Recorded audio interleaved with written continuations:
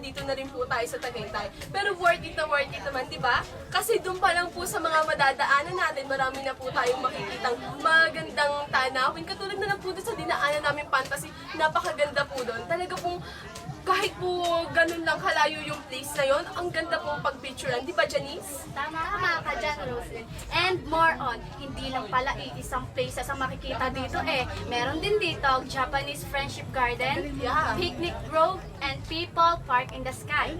Oo nga, Janice. At ngayon nga, nandito tayo sa Picnic Grove kung saan matatagpuan natin ang scenery ng Taal Volcano. Ito nga, kita natin dito ang view ng Taal Lake. Kung saan nasa gitna lang yung Taal Volcano. At hindi lang yan ang makikita natin dito sa Picnic Grove. Makikita rin natin mamaya ang horseback riding, pwede rin dito mag-zipline, at marami pang iba. At mamaya, pupuntahan natin yan.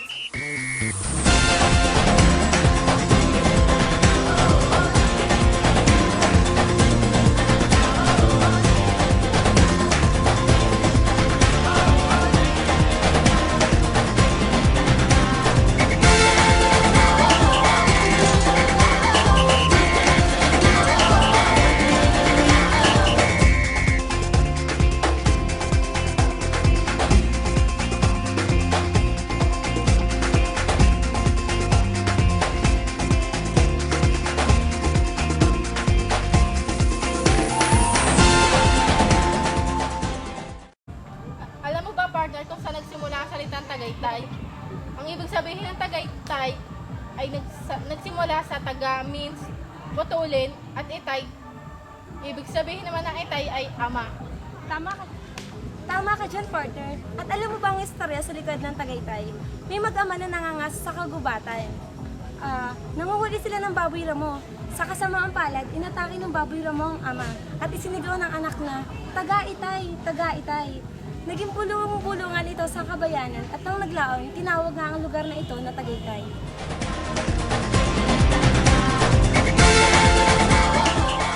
At kung gusto nyo naman po mag-zipline, tuwing weekdays, mas mura siya kasi ang per head ng one day ng isang tao pala ay 200 at pag naman weekends, mas mahal, 400. Pero wala naman po itong age limit.